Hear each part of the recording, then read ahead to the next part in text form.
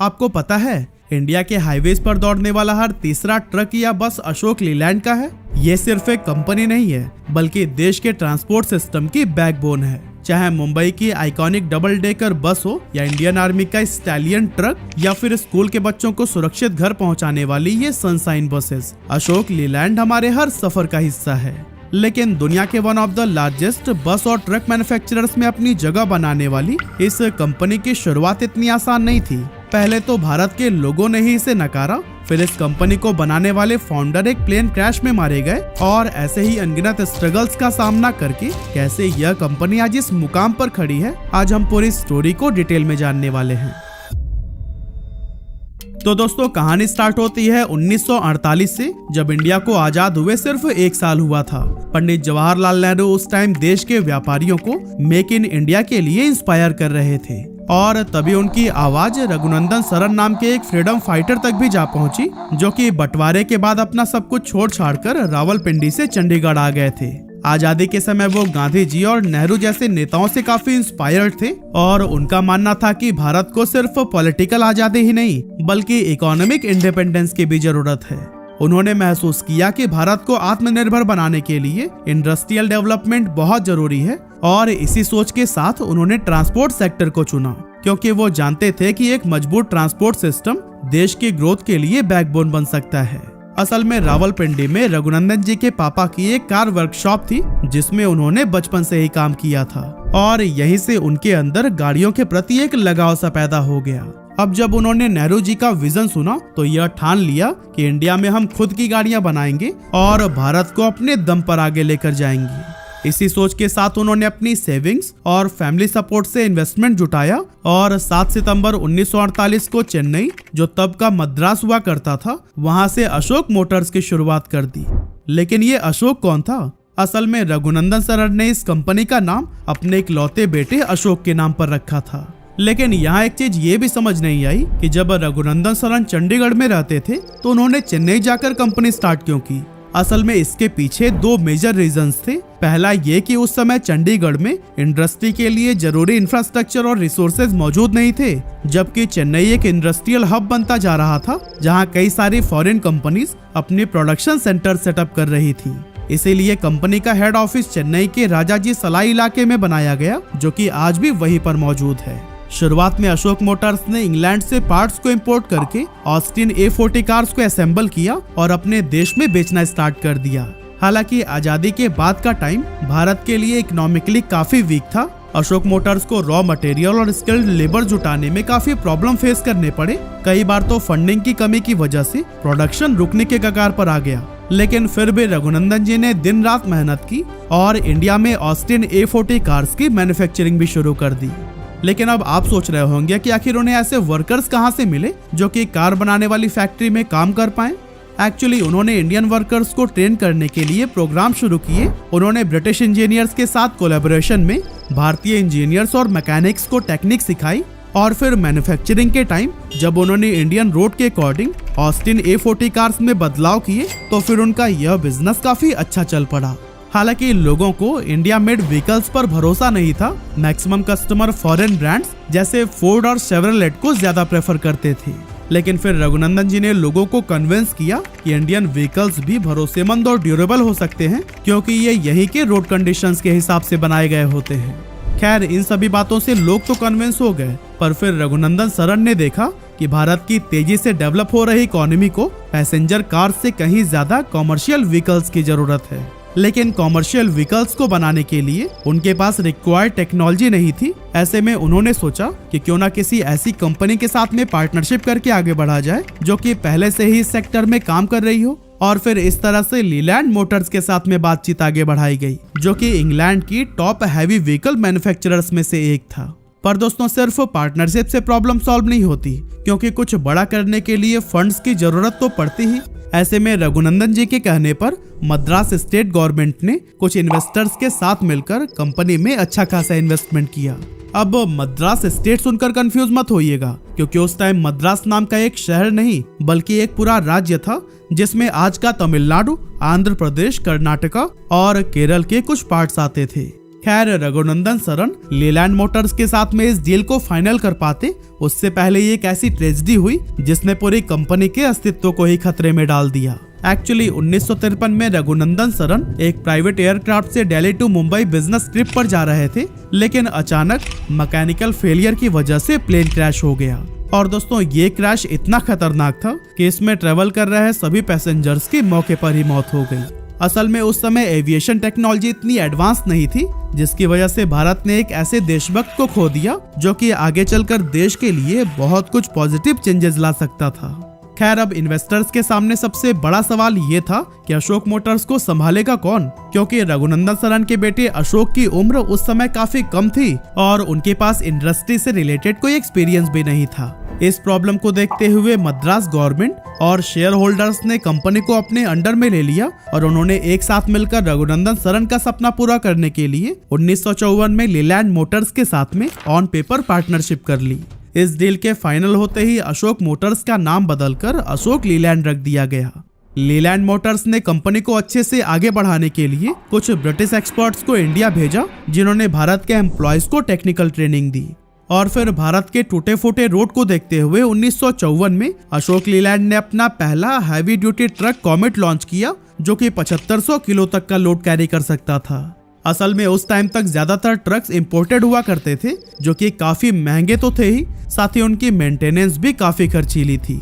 लेकिन अशोक लीलैंड के comet truck ने इन दोनों प्रॉब्लम का ही एक परफेक्ट सोल्यूशन दिया, क्योंकि ये ना सिर्फ ड्यूरेबिलिटी में इंपोर्टेड ट्रक्स से बेटर थे, बल्कि इनका मेंटेनेंस भी काफी सस्ता और आसान था। यही वजह थी कि कॉमेट इंडियन मार्केट में एक गेम चेंजर ट्रक साबित हुआ। कमाल की बात ये थी कि इसकी पॉपुलैरिटी सिर्फ बिजनेसमैन और ट्रांसपोर्टर्स तक ही सीमित नहीं रही, बल्कि इंडियन आर्मी ने भी इस व्हीकल पर अपना भरोसा जताया और फिर कॉमेट ने भी अपनी बेहतरीन स्ट्रेंथ और रिलायबिलिटी से आर्मी के कई सारे ऑपरेशंस को सक्सेसफुली पूरा करके हर किसी का दिल जीत लिया। यही वजह थी कि 1955 के एंड तक सिर्फ 252 एम्प्लॉयज के साथ में अशोक लीलैंड ने 1000 यूनिट्स बेच दिए और ये अचीवमेंट उस समय के हिसाब से बहुत बड़ी थी। इस सक्सेस को देखकर कंपनी को समझ आ गया कि कॉमर्शियल व्हीकल मार्केट में उनका फ्यूचर ब्राइट है। इसीलिए 1963 में उन्होंने कॉमेट ट्रक्स के चेचिस पर पैसेंजर बॉडी लगाकर कॉमेट बसेस भी लॉन्च कर दिए।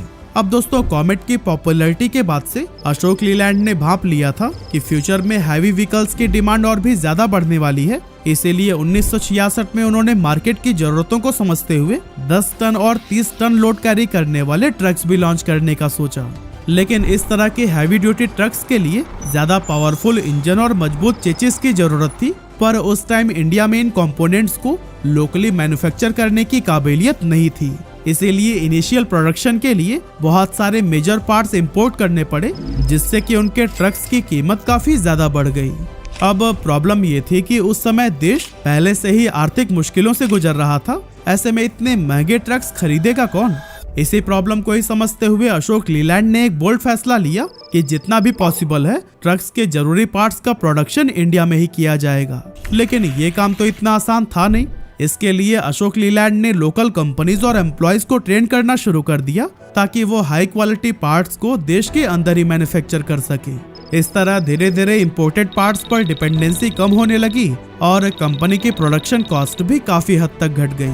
इसके बाद से 1967 में कंपनी के ऑपरेशंस की 20वीं सालगिरह पर अशोक लीलैंड ने Titan double decker bus launch की। बेसिकली ये बस अर्बन ट्रांसपोर्ट के लिए डिजाइन की गई थी, जो पहले सिर्फ अमेरिका और टेक्नोलॉजिकली एडवांस देशों में देखने को मिलती थी। Titan double decker bus Mumbai और इस तरह के बड़े और भीड़ भाड़ वाले शहरों के लिए किसी वरदान से कम नहीं थी। इससे न सिर्फ ट्रैफिक काफी कम हुआ, बल्कि लोगों का सफर भी पहले से ज्यादा कंफर्टेबल हो गया। यहाँ तक कि आज भी मुंबई में टाइटन सीरीज बसेस का एक अलग ही चार्म देखने को मिलता है। अब दोस्तों, इसी दौरान अशोक लीलैंड ने एक और बड़ी प्रॉब्लम को टारगेट किया, कॉमर्शियल व्हीकल्स में मैनुअल स्टीयरिंग। ट्रक और बस ड्राइवर्स सड़कों पर घंटों लंबा सफर तय करते थे और मैनुअल स्टीयरिंग उनके लिए सबसे बड़ी चुनौती बन जाती थी। अब हल्की गाड़ियां तो जैसे तैसे मैनेज हो जाती थी, लेकिन बड़े और भारी कॉमर्शियल व्हीकल्स चलाते समय स्टीयरिंग घुमाना काफी मुश्किल होता था। खासकर जब गाड़ी मोड़नी हो या पार करनी हो तो ड्राइवर को पूरी ताकत लगानी पड़ती थी। इसी प्रॉब्लम को सॉल्व करने के लिए 1969 में अशोक लीलैंड ने पहली बार पावर स्टीयरिंग इंट्रोड्यूस किया। इसमें इलेक्ट्रिक मैकेनिज्म यूज किया गया था, जिससे कि स्टीयरिंग को काफी आसानी से घुमाना पॉसिबल हो गया। यह उस समय का एक बहुत बड़ा माइलस्टोन था, जिसने कॉमर्शियल ड्राइविंग को पहले से कहीं ज्यादा कंफर्टेबल बना दिया। अब दोस्तों इसी टाइम पर इंडियन आर्म फोर्सेस को एक ऐसे ट्रक की जरूरत महसूस हुई जो कि पहाड़, रेगिस्तान या किसी भी एक्सट्रीम वेदर कंडीशन और वॉर के मुश्किल हालातों में बिना रुके दौड़ सके। ऐसे में कंपनी ने इंडियन आर्मी के लिए एक स्पेशल ट्रक डिजाइन करना शुरू किया जो कि इन सभी क्रिटिकल कंडीशंस को आसानी से हैंडल कर सके। लेकिन असल परीक्षा तो तब शुरू हुई जब इस ट्रक का टेस्टिंग फेज आया। कभी रेगिस्तान की तपती गर्मी में से चलाया गया तो कभी ऊंचाई वाले बर्फीले इलाकों में। भारी वजन के साथ स्टीप चढ़ाई की गई और तेज रफ्तार पर बैलेंस टेस्ट किया गया। लेकिन बार बार ट्रायल्स के दौरान कुछ न कुछ गड़बड़ी हो जाती, पर फिर भी अशोक लीलैंड की टीम ने हार नहीं मानी। हर फेलियर से सीखते हुए उन्होंने डिजाइन में लगातार सुधार किए और नए नए मॉडिफिकेशंस करते गए। और फिर दोस्तों आखिरकार महीनों की मेहनत के बाद 1970 में हिप्पो ट्रिपर नाम से वो ट्रक लॉन्च किया गया, जिसने इंडियन आर्मी की ऑपरेशनल कैपेसिटी को कई गुना बढ़ा दिया। लेकिन फिर आया साल 1973, जो कि अशोक लीलैंड के लिए एक मुश्किल दौर साबित हुआ, क्योंकि इस साल लीलैंड मोटर्स, जिसका नाम अब ब्रिटिश लीलैंड हो गया था, उसने अशोक लीलैंड के साथ में अपना कोलैबोरेशन खत्म कर दिया।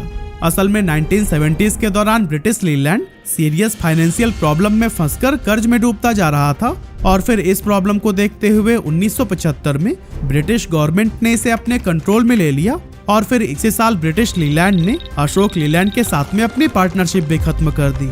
हालांकि पार्टनरशिप खत्म होने के बावजूद अशोक लीलैंड ने लीलैंड नाम को बरकरार रखा, क्योंकि ये अब सिर्फ एक नाम नहीं बल्कि कंपनी की पहचान बन चुका था। इस मुश्किल समय में भी अशोक लीलैंड ने अपनी इनोवेशन को अपना हथियार बनाए रखा। यही वजह थी कि पार्टनरशिप खत्म होने के बावजूद भी 1976 अशोक लीलैंड के लिए एक बेहतरीन साल साबित हुआ, क्योंकि इसी साल पब्लिक ट्रांसपोर्ट में बढ़ती जरूरतों को समझते हुए कंपनी ने वाइकिंग बस की शुरुआत की।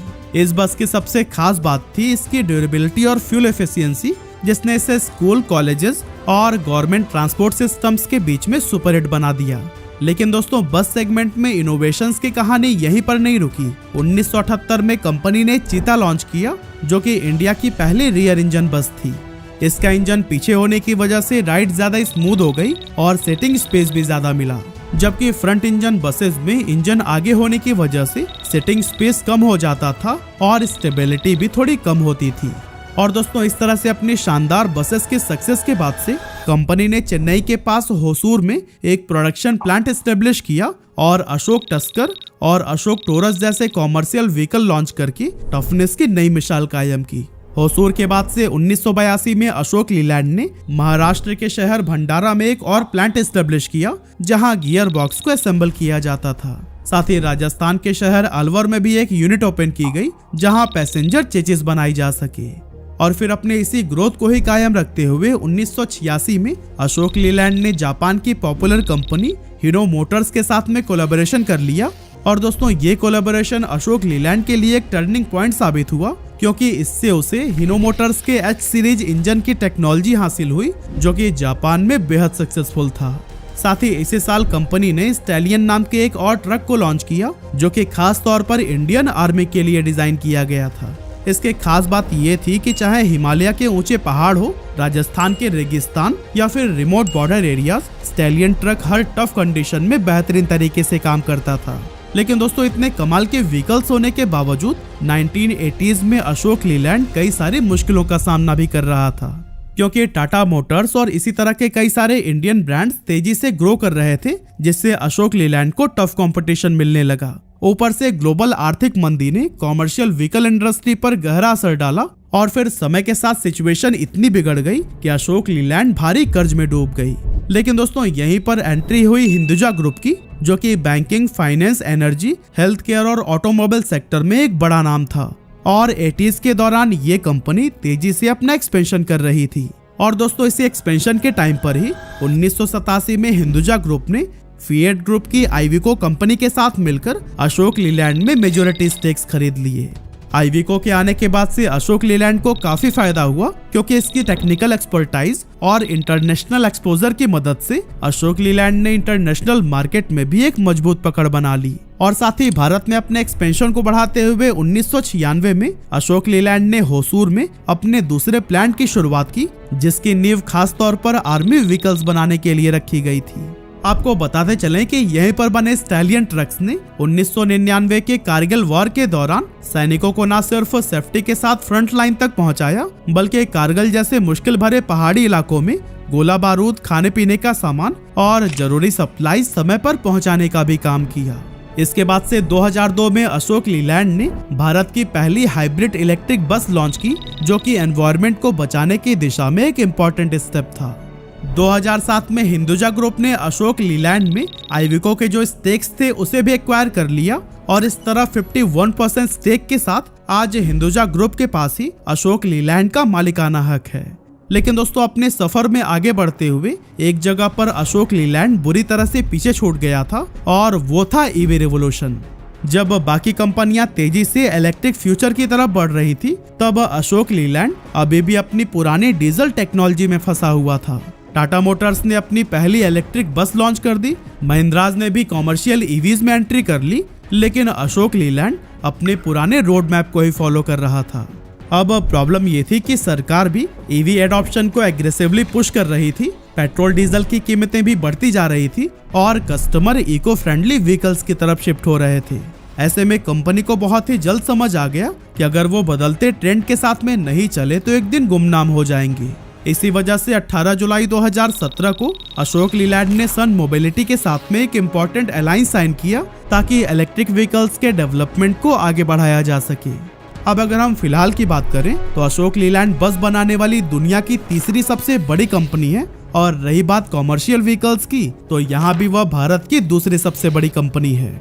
और दोस्तों, कमाल की बात तो ये भी है कि 2021 में कंपनी का रेवेन्यू जहां 19,454 करोड़ रुपए था, वो सिर्फ 3 सालों में ही 2 गुना बढ़कर 45,790 करोड़ रुपए हो गया है। आज अशोक लीलैंड न सिर्फ इंडिया में बल्कि इंटरनेशनल लेवल पर भी एक मेजर प्लेयर बन चुका है। इस कंपनी ने अपनी जर्नी में हमेशा कस्टमर्स के नीड्स को समझा और उनकी उम्मीदों पर खरा उतरने के लिए टेक्नोलॉजी और स्ट्रैटेजी में लगातार इम्प्रूवमेंट किया। यही वजह है कि आज अशोक लीलैंड दुनिया के सबसे बड़े और सबसे रिलायबल व्हीकल मैन्युफैक्चरर्स में से एक माना जाता है।